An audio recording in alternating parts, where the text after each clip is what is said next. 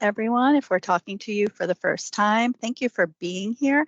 I'm Stacy Downey, a member of the Adult and Family Education team here at OSSI, and joined by my team members, our State Director, Michelle Johnson, and team members Cynthia Brown, Tracy Richard, and Nakia Lynch. We're really pleased to bring you the first in our monthly series of Northstar Digital Literacy check-ins.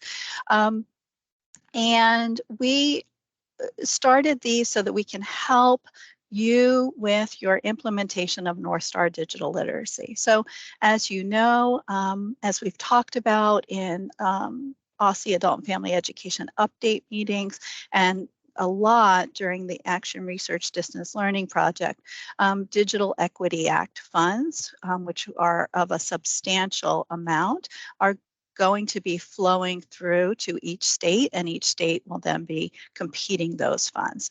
And so we're collecting the Northstar data in order to prepare the state and you as local program providers to be really competitive for those funds. You're already doing a lot of this digital learning and digital equity work. Our next mini professional development institute, which is on Monday, January 29th, Tuesday, January 30th, and Wednesday, January 31st, will be dedicated to standards. And all day Tuesday, we'll have 2 sessions on digital equity standards. So, of course, we will be recording those so that we can make them available to you. But as you know, in fiscal year 2023-2024, which we're well into now, halfway through that fiscal year, we are requiring that all of the integrated education and training providers that are funded by OSSI Adult and Family Education administer 3 Northstar Digital Literacy assessments as a pre and a post test to each of your students. And those 3 assessments are the basic computer skills assessment, the internet basics, and using email. Those are the 3 basic ones that we provided. They're in the first sort of bundle of essential skills, the way that Northstar has kind of bucketed the assessments. And in addition to that, and so as you also know, we've already had LACES programmed to accept this data. And in some subsequent LACES check-in sessions that, as you know, we do monthly, our trainer will be showing us how to pull that data out of LACES so that you can use it in meaningful ways. And there are quite a few ways to get at that data and then to pull it into a, an Excel file so you can really work with it and analyze it. And so in addition to the 3 required assessments, there are also many other assessments, and you are most welcome to select any of those that make sense for your program to also administer those assessments.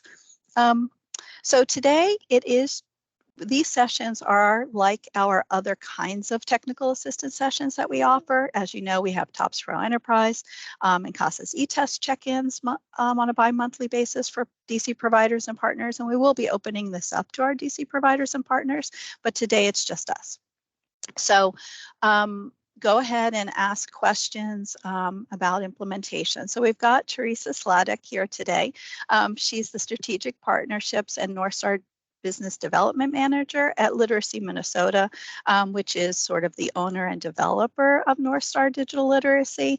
Northstar Digital Literacy, as you know, for those of you who have used it, is a really student-focused assessment system. It was developed some years ago in Minnesota with a lot of input from Jen Vanek, who is one of our subject matter experts in our Action Research Distance Learning project on the high flex planning and piloting section. And you know her from other distance learning work that she's been doing with us pre-pandemic, during the pandemic, and subsequently. We're really fortunate to have Jen Vanek and World Education and the IDEAL Consortium and the EdTech Center with us. Let me just also mention that in that Mini Professional Development Institute, and more information will go out today. You've already gotten a save the date on that.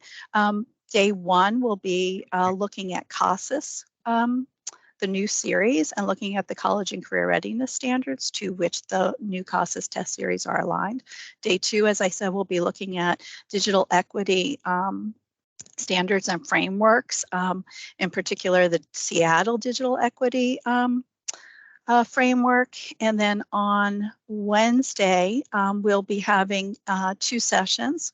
Each of our mini professional development institutes follows the same pattern, 6 webinars, 2 per day, Monday, Tuesday, and Wednesday. First one at 10 a.m. and the second one at 2.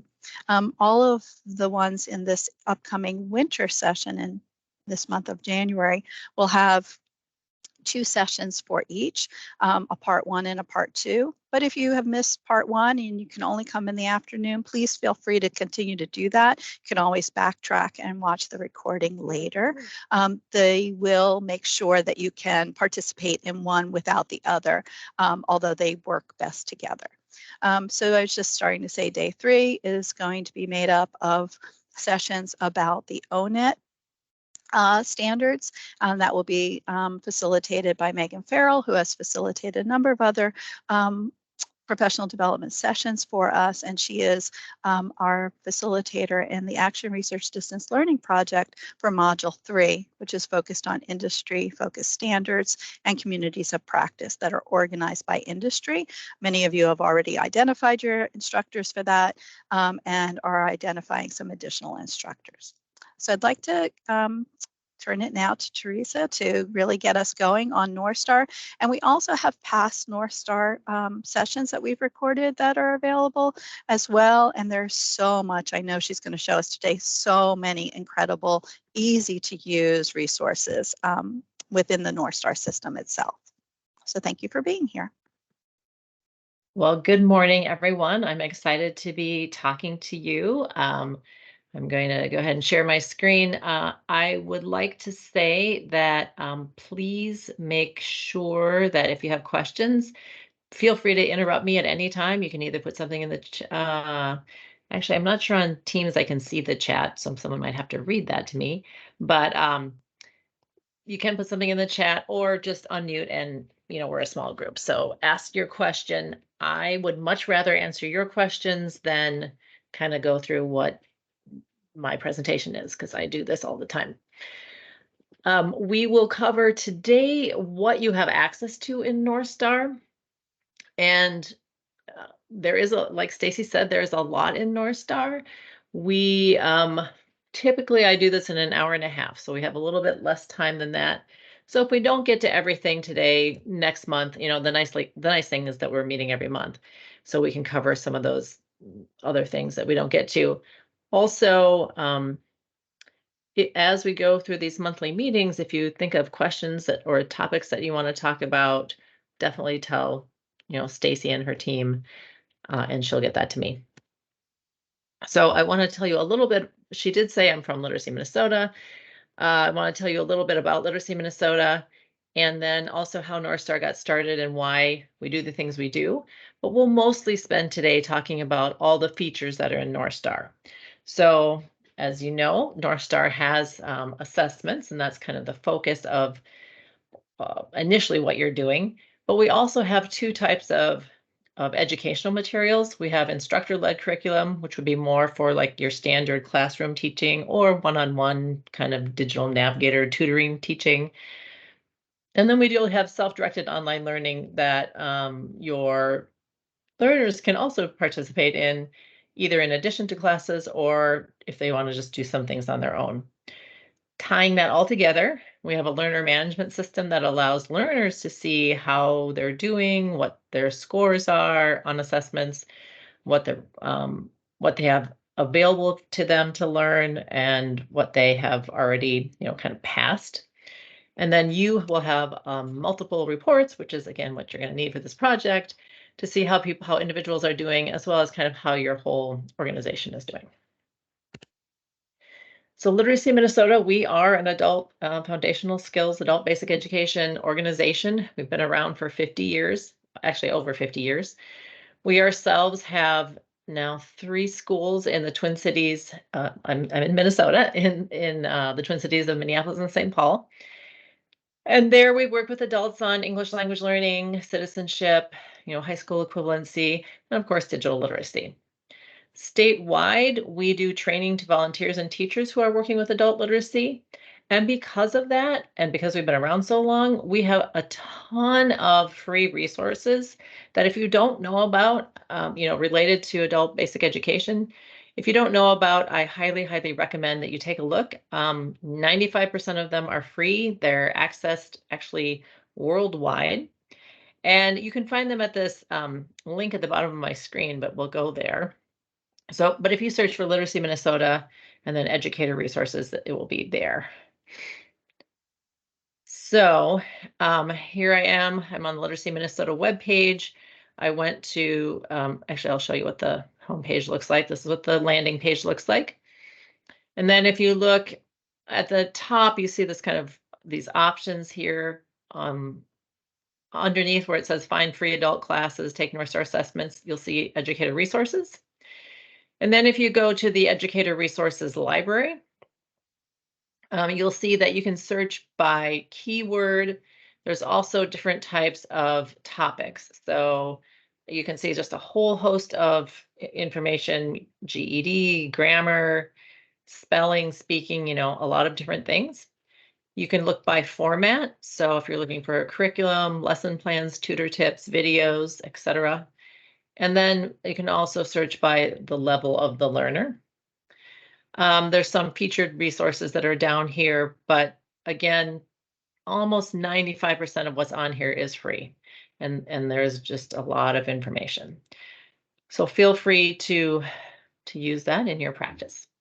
Nationally, we also do kind of advocacy for adult foundational skills and how they are important, how our field is important to other fields like healthcare or older adults or housing, low-income housing, because in adult foundational skills, adult basic education, same thing, different names, people, we know how to work with adults who have low literacy. And many of these other sectors are working with that same population, have to get out information, but may not have the knowledge of how best to do that. So we are really good, adult foundational skills, adult basic education, we're really good partners for those types of organizations. And we want to advocate for the world knowing about what we can bring to the table. And then, of course, nationwide, internationally, actually, we do digital literacy through Northstar.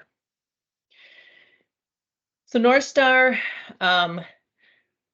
we have been around for, I think, about 13 years. And we are really, focused on basic digital literacy. So skills like how to turn on a computer, how to use a mouse, how to search on the internet, how to use email, up to maybe mid-level skills. So using Microsoft products in a workplace environment. So we're often like an on-ramp to other, some of the other programs you might be teaching. We're used in all 50 states and in actually now 10 countries, because we just had someone in Ghana buy it. Northstar.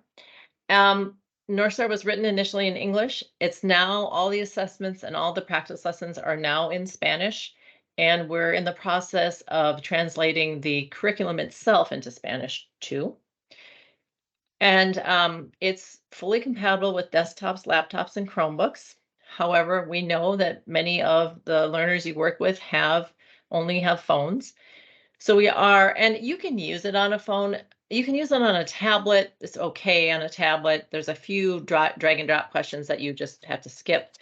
On a phone, it's not a great experience, I will say. You can do it, but it just doesn't fit the screen very well. And if you have someone with low digital literacy, it's pretty hard.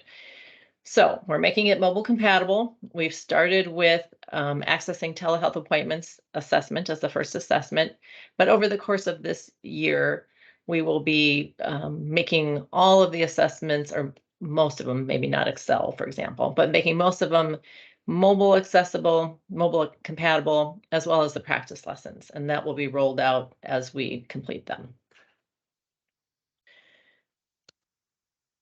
So Northstar got its start during the last Great Recession. And our local library here in St. Paul was seeing a lot of displaced workers coming into the library, wanting to up their digital skills so they looked more attractive to potential employers. And the library was excited to be helping with that. They had many classes, many teachers. But what they were finding was that in any given class, the range of skills was so great that no one was really getting the focused attention they needed to meet them where they were. And so they wanted to look at, can we assess people's digital skills so we can place them in the right classes? And so they came to the St. Paul Consortium, and Literacy Minnesota was part of that, and said, is this something you can do? And so we did get a group of nationwide experts together along with our own staff experts, and Jen Bannock was one of the nationwide experts, together, and they looked at, what should be included in basic digital literacy. Things like how to use email, how to search internet, etc. And so once they just determined what those categories would be, what those unit topics would be, then they went for each one and created standards. And you have access to the standards in Northstar, and we'll look at those later. But the standards are really the skills that you need to be successful in each of the areas. And the standards are all very concrete, very testable. So for example, one of the standards in using email is how to attach a file to an email. So you can, determine if someone knows how to do that or not. Once the standards were then created, we could make the assessments. So the standards say these are the skills you need to have, and then the assessments test whether or not you have those skills. Because we work with adults on literacy, we wanted to make this as accessible to as many people as we could. And so we felt that we could write this at a grade 4 reading level and still kind of keep the digital literacy, maintain the digital literacy instruction, I guess. We also decided to make it web-based. So as long as someone has a stable internet connection and a device anywhere in the world, they can access Northstar. And, we initially just made this for the St. Paul Public Libraries, but we quickly found that there was a lot of national interest. And when we saw that, and that was because there really was nothing, there still isn't anything out there that was at this low level digital literacy assessments for this, and kind of a lower level reading, English reading level. So when we saw there was this need, we felt that, this is something we want to maintain. And as you all know, funding for ABE is minimal. And so in order to maintain this, we knew we needed to dedicate staff, because the digital literacy landscape is constantly changing. So you really need to be on top of it. And to pay for that staff, then we went to the subscription model, which is what you now have access to. So everything I'm going to talk about today, you do have access to in Northstar. So Northstar, like Stacy said, the 3 assessments you're being asked to do are basic computer, internet basics, and using email. But Northstar does have 15 different assessments. And no person has to do all 15. It really depends on what the goals of the person are and what the goals of your agency are. So as you kind of go through the assessments, looking at them, you can think about what might help the learners that are in your classes. And you can also give people the option to just learn whatever they would like that meets their own goals. So as we look at these, you can see on my screen that the assessments are broken into kind of 3 main categories. And the top one on the left is essential computer skills. And these are really the foundational skills of using the computer. So, and if you can't pass those first 3 assessments, the ones that you're all required to give, it's really hard to do a lot in digital literacy.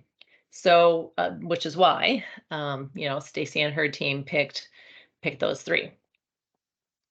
I would say to the Windows 10, Mac OS, those are operating systems. So depending on whatever computer system the learner is using, they may be helpful to them. The next group are the essential software skills. These are more what you might call workplace skills. And you can see we're a little Microsoft heavy. We have added Google Docs because we know a lot of nonprofits especially use that. And we are working on, not me, but the team is working on making Google Drive, Google Drive assessment as well. And that should be out sometime this spring. Ultimately, we'd like to do Google Slides and Google Sheets too. Then the using technology in daily life, these are either more specialized or more difficult or both. You know what most of them are. Social media, you know what that is. Information literacy is about searching, but it's not how to search, it's how to use critical thinking skills in searching. So how to type in your query so that you get relevant results, and how to determine what sites are reliable and are not what do I want to say? Not maybe someone's opinion, but are more based in kind of research or fact. Career search skills, you know what that is. Accessing telehealth appointments. We're finding a lot of, in talking to healthcare, we're finding a lot of people don't have the skills to access telehealth. It is great for people who don't have transportation, who don't have childcare, who are working multiple hourly wage jobs where they don't get time off. It can be wonderful, but if you don't have the skills to do a telehealth appointment, then you're kind of left further across the digital divide. Your digital footprint, this talks about, you all know that when we do something, hopefully you all know that when we do something online, you leave traces behind, and that can be public. And we want to make sure that we understand what is public and what isn't, and how we might change that so what we have available, visible, is only public to the people that we want to see. I'm always kind of shocked by, when I use PayPal, seeing how many people make their transactions visible to everybody. And I keep thinking that's something you might not want to do. So things like that. The last one is supporting K-12 distance learning was created during the pandemic for parents who are helping their kids learn remotely. But what I have found is that in talking to community colleges, four-year colleges, they all now are using learner management systems. And this kind of goes through how to check your schedule, how to communicate with teachers and other students, how to upload assignments. And what the colleges are finding is that people are coming into their programs not having these skills and starting, already starting behind. And so if you do have any adult learners who hope to go on to higher education, this would be something that would be good for them to go through. I mentioned that we are working on the Google Drive assessment, and we're also creating Windows 11 assessment, and that should be done, I think, in February. But we're going to keep Windows 10. We know a lot of nonprofits still use Windows 10. However, many businesses have upgraded to Windows 11. So we want to give people, and they're different enough that we felt we should have both. So our assessments are, so if you haven't tried the assessments, I would highly recommend that you do. After this training, actually, it will only take you 5 to 7 minutes to do an assessment, but it will really be helpful for you not only to see what it's like, so you can talk to the learners about it, but also I have yet to meet anyone who has passed all 15 assessments with 100% on the first try, even those in IT. So that's my challenge to you. Try and take the assessment. And the reason is, digital literacy is lifelong learning. And I think that's an important thing to impart to the learners we work with, that even you as a teacher are still learning. And it's kind of a journey together, right? And that goes a long way to helping people feel more comfortable learning digital literacy. Hi, So the assess, can I say something? I want to yes, just thank please. you. I want to Yeah. thank you for that comment uh, about no one being able to get 100%, even folks in IT. I did take a few of the assessments, and for the most part, I did get over 85% correct. But I am glad to know that people who are in the field have not gotten 100%. So thank you so much for sharing that fact. You're welcome. Yeah, I have myself, I've learned a lot by taking the assessments and then not knowing something. And I've definitely learned how to be more efficient by taking the assessments and then learning the things I didn't know. So you're welcome. I think it is important for us to a lot of times people who have lower digital, who have lower no digital literacy skills, there's a lot of fear around computers. They're really afraid they might break the machine, they're going to mess everything up. And I would say there's a fear that they aren't going to be able to learn the material. So I think helping them understand that this is a learning process for all of us kind of all the time can be helpful in lessening that fear a little bit.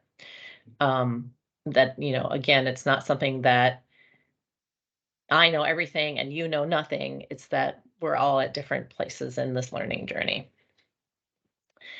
So these assessments are all, as you can see, and this is one from the Accessing Telehealth Appointment, a question. And they are not theoretical. They actually, you have to show that you have the skill, that you know how to do the skill. And they're also, most of them, except some of the very beginning ones, are kind of real world examples of something that an adult might encounter using digital literacy. So if you want to just try the assessments, you can try it through your Northstar subscription. You can also try them from our free homepage. So the only difference, same assessments, is that on the homepage, we don't keep a record of them at all. So if you want to just try what they're like, and have it be sort of anonymous, you can go to digitalliteracyassessment.org is our Northstar homepage. You can see here on the left-hand side in the green oval, it says take an assessment, and then they're all right here. And for those for most of you, each one will take, probably 7 to 10 minutes. There's a few that are kind of longer, like information literacy, but just to give you a good idea. And then you'll notice at the top of my screen under where it says login, you see the little globe where it says language. You can take them in English, or if you click on that drop down box, you can take them in Spanish, and then the whole web page turns into Spanish, and all the um, assessments are in Spanish. So feel free to try that out. Um, and once you do take an assessment, or once anyone takes an assessment, they get this results page. And Northstar says that to pass, you need 85% or higher.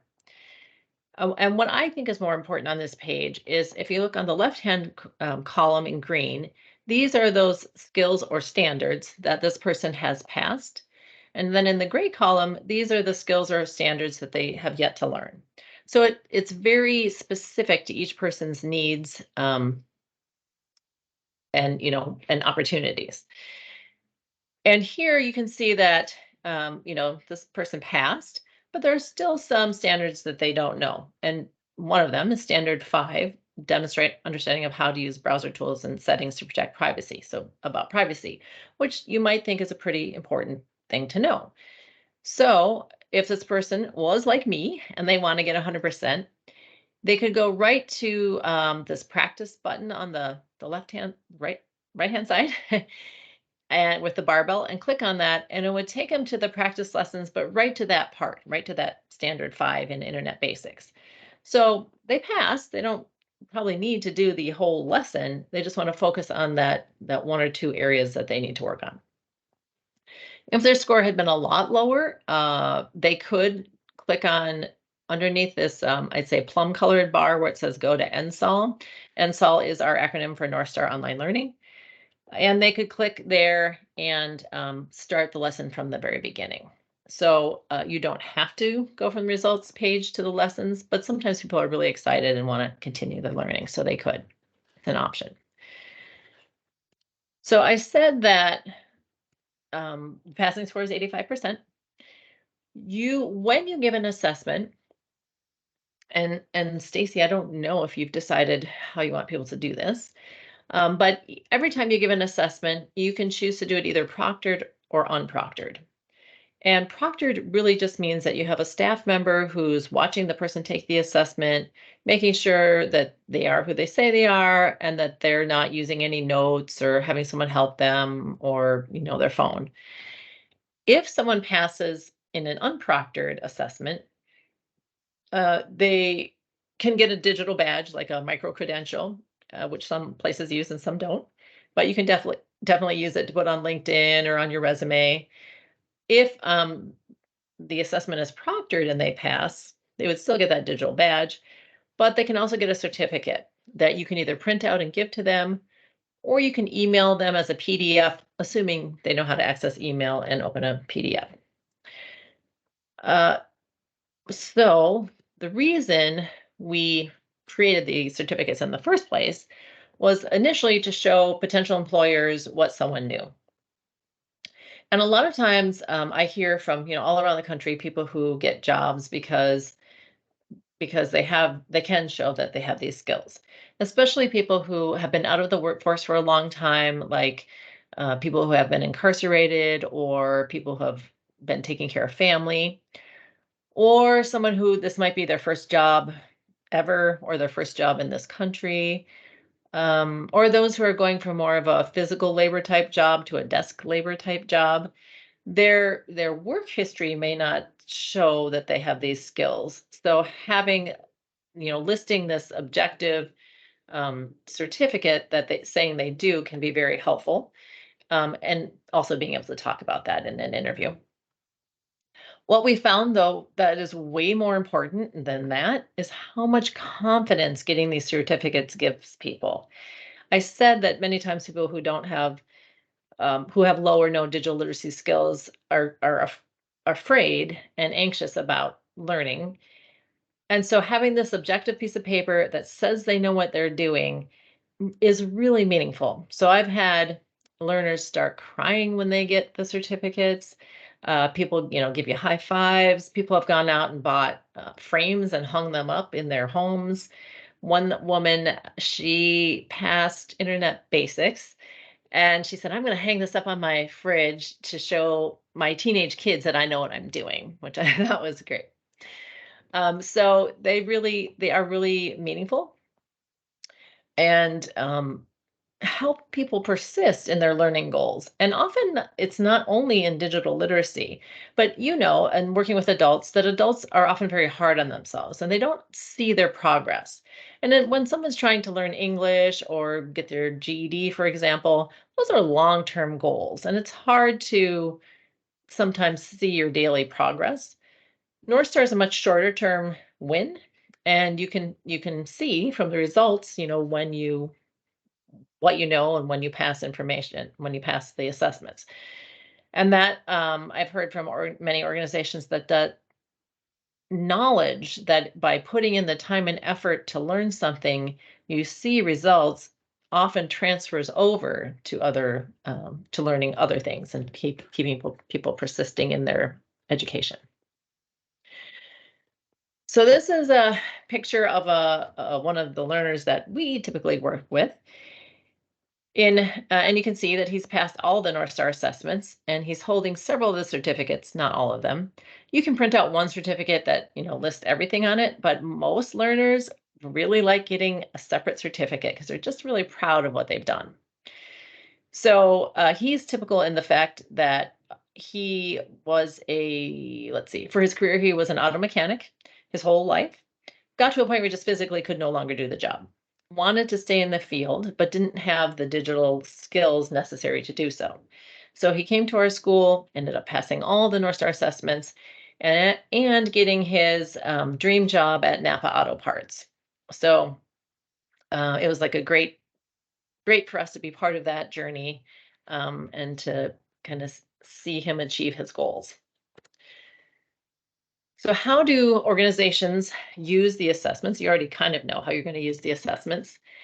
A lot of times, and this again, I think will be a program decision, but a lot of times, so I would say, in an ideal world, you would want to proctor every assessment, because if someone even passes on the pre-assessment, then they get that certificate. But the ideal world is not always the real world, and you may not have staff capacity to do that. So if that's not the case, then I would say give the pre-assessments unproctored, provide the relevant instruction, and then proctor the post-assessment, which is the same assessment. And that way, hopefully someone has learned the material and can pass. Excuse me, Teresa. Yeah. Hi, this is Michelle. No, we're going to require that both the pre and post assessments be proctored. Great. I want to remind our providers that we have a bigger picture in mind. We're going to prepare for the Digital Equity Act funding that's coming down the pike in the District of Columbia, and also available through the Department of Commerce. And so we want to make sure that we have an infrastructure in place to collect data that's going to help us to obtain those funds to award to our subgrantees. Thanks. Thank you, Michelle. I think that's a very forward-looking way of looking at the DEA, Digital Equity Act funding. So I applaud you all, and I think and proctoring is really easy. We can go over that later, but and you can proctor multiple people at once. So I would say that's the gold standard. You can also use assessments to prepare yourselves and your staff who are going to be teaching this information. Like I said, we all have something to learn around digital literacy, and it's going to help. What I find is that the most often the reason that people don't teach digital literacy, and I know you all kind of are already, but it's because the instructors themselves don't feel comfortable teaching it. Oftentimes it's a topic they haven't ever had to teach, and they just aren't sure of their own kind of skills. So taking the assessments can help prepare your staff so they know, what the assessments look like, but also so that they themselves feel more comfortable teaching it. And it's also just great for professional development. You can do proctoring in person and remotely, both very, very easy. And we'll talk about that in later trainings if you'd like. So I'm going to stop here for a second. Any questions around the assessments themselves, or how you'd use them? Or Yes, I do have a question. Is it necessary to still do a post test for someone who passed the pre-test? oh, so I We're would going say to that. I'm sorry. We're going to No, put go out ahead. some guidance around that for our program providers. So keep your eye open. We have some language in the assessment policy that's being reviewed by the U.S. Department of Education. So we'll definitely provide some guidance. And additionally, regarding those individuals who, as Teresa has stated, might score above the 85% benchmark, but there's future guidance to come from OCAFE. Great. Thank you, Thank you, Ms. Michelle. Johnson. Any other questions? I have a question in regards to post testing, but it sounds like we're about to get guidance. So will the recommendation for when to post test students come out in that guidance? Yes. Excellent. Thank you so much. All right. Any other questions? Okay. So I'm going to next talk to you about some instructor-led curriculum that you can feel free to either use or pull into programs that you're already doing if it makes sense. You can use this in a traditional classroom setting, or again, if you have one-on-one tutors or digital navigators, they can use this too. So the instructor-led curriculum we have for every topic we have an assessment for. All the essential computer skills are now in Spanish. so that if you have an instructor who is fluent in Spanish, they don't have to translate themselves. It's all there for them. And then the team is now working on translating Microsoft Word next. The curriculum, like everything else, is aligned with the Northstar standards. It's meant to be very easy to use. I will say the first time I taught it, I think it took me maybe 15 or 20 minutes to prep for each lesson, and that was mostly making handouts actually. And I have taught all from pre-beginning to GED, but in my current role, I'm not doing that all the time. So it's all the lessons are laid out the same, as an instructor what to expect. The components are in basically the same order. And we give you the words to say, we give you all the handouts, we give you the answer keys. So really easy to use. It's also meant to be very learner-centered and interactive. Our philosophy at Northstar is you can't learn digital literacy through lecture or video alone. You really need to get in there and practice the skills. And so there's a lot of repetition. So much so that when I first taught it, I thought people might get bored, but actually the learners I was working with loved it because it helped them feel competent and confident in their skills to practice this over and over. Now, of course, if you have someone who's kind of getting it and they're ready to move on, you can always, skip ahead. The learners you're working with the best. So it's also very flexible that way. It also has, topics that we hope are appealing to adult learners rather than a lot of digital literacy instruction is centered around children. And so this is more for adults.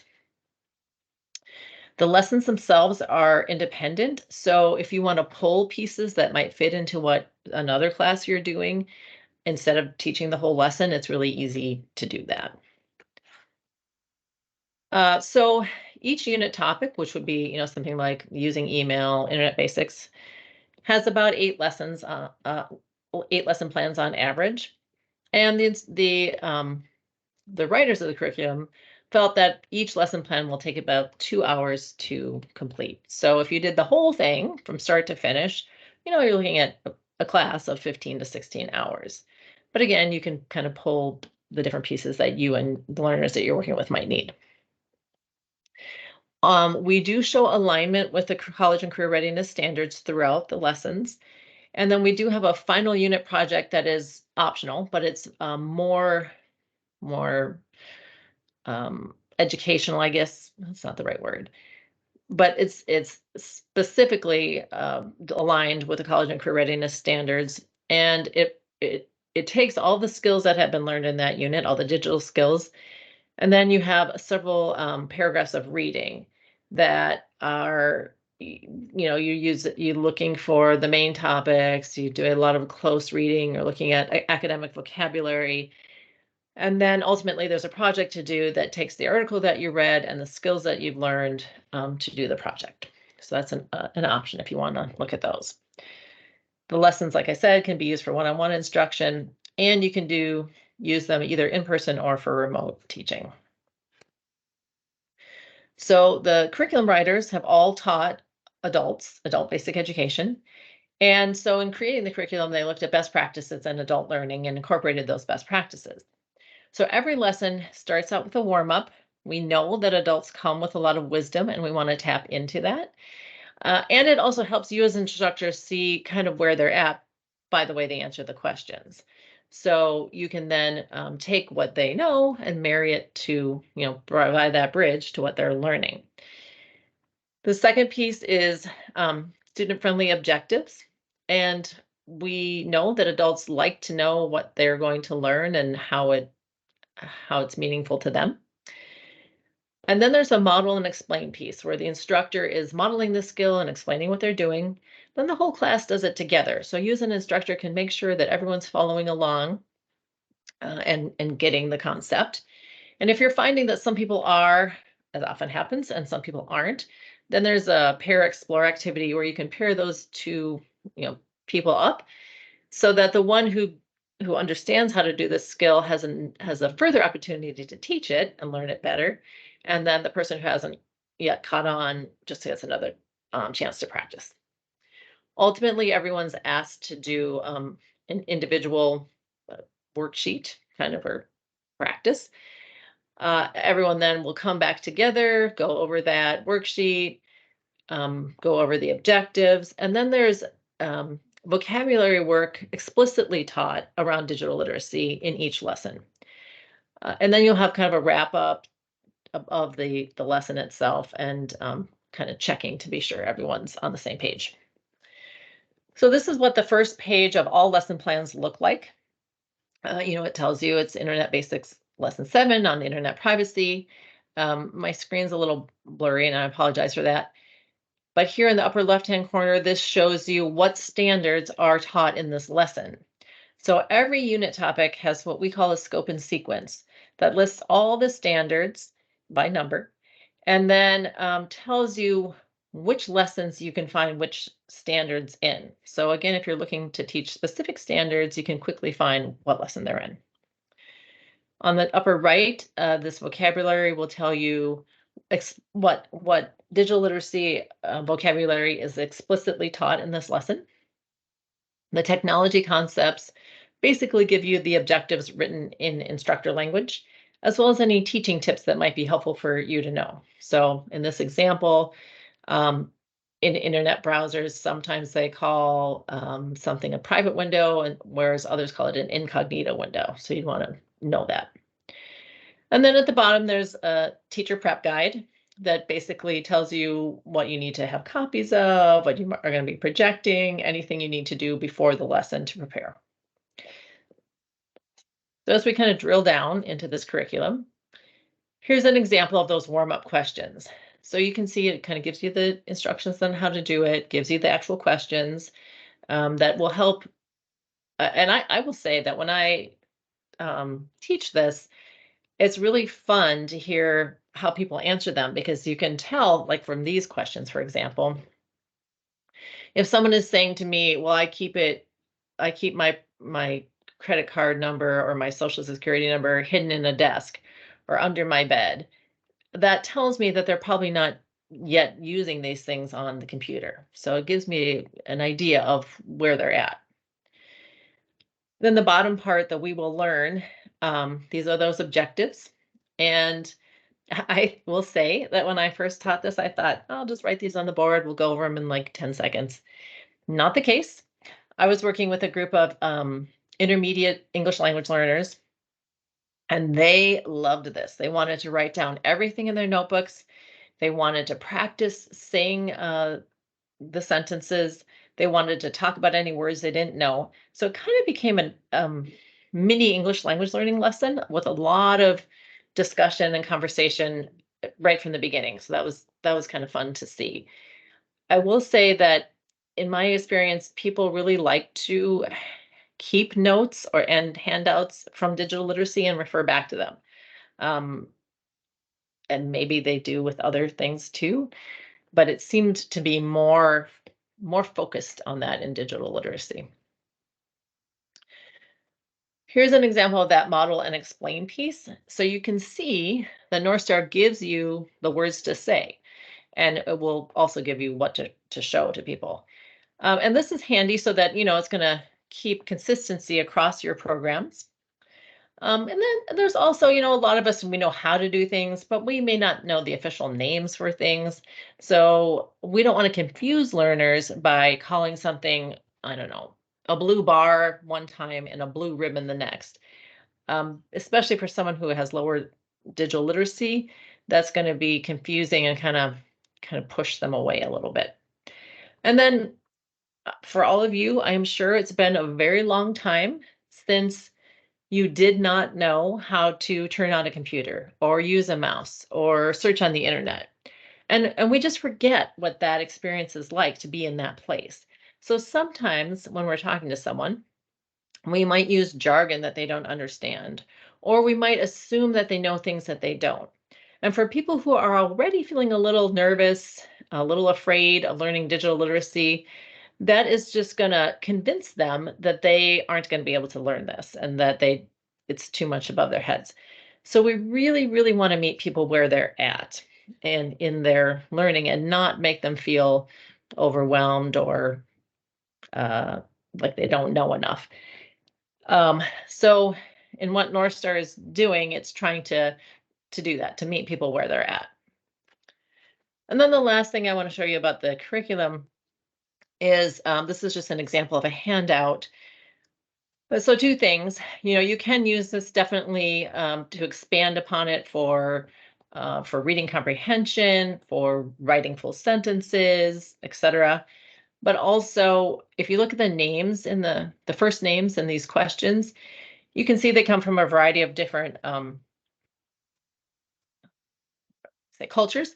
And so in all that Northstar does, in the pictures and the videos and the first names, we do incorporate people of different cultures in the hopes that people, feel a connection to the people in Northstar.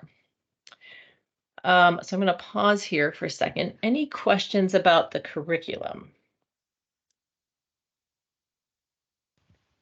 Yes, I do have a question, and I apologize. I stepped away at the beginning of where you showed the location of the curriculum. This looks like a great resource that I would like to use. So, can you tell me where I can locate um, the lesson plans? Yes, that's a great question. And I did not show that. So let me show you all that. I'm just going to go ahead to the just skip ahead so I can easily get into Northstar admin portal. So it's in your Northstar admin portal. And let me just get there.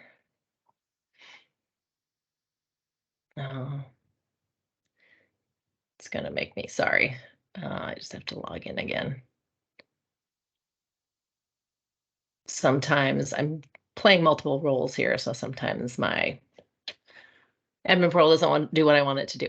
So here I am in my Northstar admin portal, and in the blue bar at the top, you see blue navigation bar at the top, you see kind of in the middle, the tab that says resources here. And if you click on that, then in the column on the far right in the middle, it says Northstar curriculum.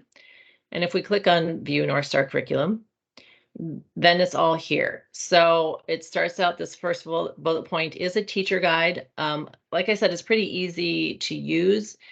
You don't have to go through the teacher guide, but if you want some just more background on why are these components included, how best practices on using the various pieces of the curriculum, that's there. The next bullet point is on tips for remote teaching. So if you're going to be teaching remotely, this gives you some hints on that. And then the last bullet point is if you're doing a class virtually, if you love checklists, this is great for you because it kind of just walks through all the things you want to make sure you're telling people. Also, I often get asked, do you Northstar have something, an assessment or training on Zoom? And we actually just made something that we have yet to release, but will soon be released, like a mini assessment. And in this bullet point, we do have kind of things to think about if you're using Zoom or any distance learning platform or any video conferencing platform. So if you scroll down, it talks about making sure people know how to use a camera, or for Teams like you're using, how to mute, how to do the chat box. So it just gives you that reminder of things to make sure that the learners you're working with, that they know how to use these things. But then getting to the curriculum, your question, here they are arranged the same way as the assessments. And if you click on one, let's just choose Internet Basics, you start out with that scope and sequence that I mentioned. So here, the third column over are the standards for Internet Basics. And I would say, I think there's mostly like 15 to 20 standards per unit topic. But you can see they're pretty concrete. So like number 16, enable a specific pop-up window. And let's say that's just what I wanted to teach. I only wanted to teach that. I can go over to the last column and look for standard 16. And I see that did I miss it? I don't see it. Maybe I need to talk to my team about that. All right, well, let's say I'm looking for standard 9, and I can see that's in gonna have to tell someone about that. I can see it's in lesson 9 online forms. Did you I see believe it? I saw it under lesson 2, standard 16, I believe. If you scroll down some more, actually saw 16. Keep going. I Oh, is that, oh, lesson 9? I think I see it right there. Enable Oh, assessment. yes. You good eyes, good eyes. Okay, so there you go. I was like, I'm kind of surprised it's not there. So lesson 9, online forms, that's where you'd find it. So anyway, as you can see, if you have better eyes than me, this is how you can find things. Here, the next bullet point shows you how the lessons are aligned to college and career readiness standards. And then the third bullet point, this ACES Transitions Integration Framework, that is a Minnesota standard around what you might call soft skills and workplace skills. But it would show you again how what you're teaching in Northstar is aligned to those standards. Then we would have the lessons, all the lessons that, and then lastly would be that project, that CCRS aligned unit project I was telling you about. And at the bottom, if you're going to be teaching this remotely, all the handouts that you'd be showing, all the worksheets that you'd be showing, you don't want to show the instructor guide, obviously, but that's all kind of bundled together, so you can just go through that on your computer. Any other questions about so that's where you can find it, under resources in your admin portal. Any other questions about the instructor-led curriculum? Teresa, I have a question, not directly about the curriculum, and I apologize if you already discussed this. I was multitasking, but could you possibly show us a little bit about how to roster students and then what it will look like for the student to create their own account? Yes, I can briefly do that. I know we only have 2 minutes, and I think we should go into that more next time, but I will show you kind of briefly how to do that. So let's go back into your admin portal. So this is a good question. In order for, we haven't talked about this yet. We'll talk about it next time, but we also have these self-directed online practice lessons. And in order for learners to use that, they would need to be added to the learner management system. You technically can give assessments without having them added to the learner management system. I would say in your case, it's a best practice for everyone, but especially for you, it's a best practice that you would add all learners to the learner management system, because that's going to make your records a little bit cleaner. So for example, if someone wasn't added and they took an assessment, they could type in their first name and last name, but let's say their name is Elizabeth Brown. And the first time they took an assessment, they typed in Elizabeth Brown. The second time they typed in Liz Brown, Northstar would not know that was the same person. So always best to add learners to the learner management system when they're doing anything. But to do that, again, I'm in our admin portal. And you can see the blue navigation bar, and on the kind of not far left, next to where it says demo, is the learner tab. And if we click on that, you can add new learners very easily. And we'll go over this more, but you see the green invite new learner kind of on the right-hand side of my screen. That's where you would click. The only information you need is first name, last name, and email. Sometimes your learners don't have an email. You can create an email for them. They don't have to know how to use it. It's just a way for them to sign in. If you have a whole class that you want to add, you can click on the import button here where you see the double people. And then in this blue rectangle, you see the bolded CSV template. That is a spreadsheet that you can just add, first name, last name, and email address, and then save it to your file and then upload it in bulk. You can have learners create their own, add themselves to the learner management system if you want to. And that's something that your administrator at your organization would have to kind of enable by going into location information. And we'll go over this more in detail, I think, next time.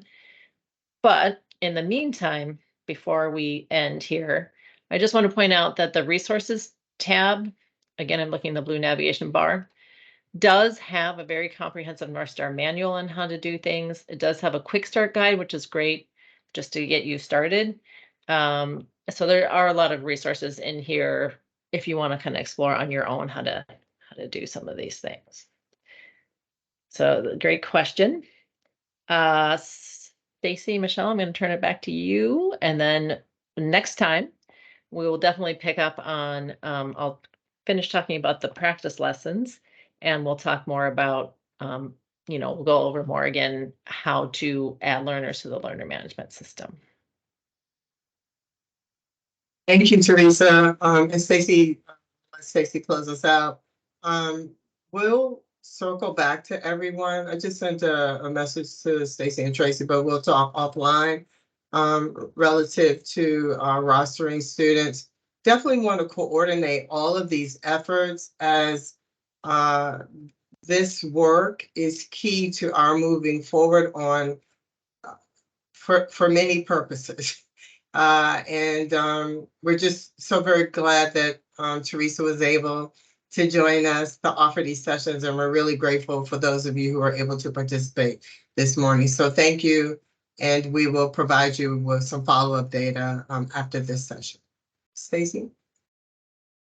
Thank you, everyone. We will send out the recording and the slide deck to you, to the 3 lists that we use for OSSE Adult and Family Education, Integrated Education and Training Providers. So those are your director manager list, your instructional lead list, and your data manager list.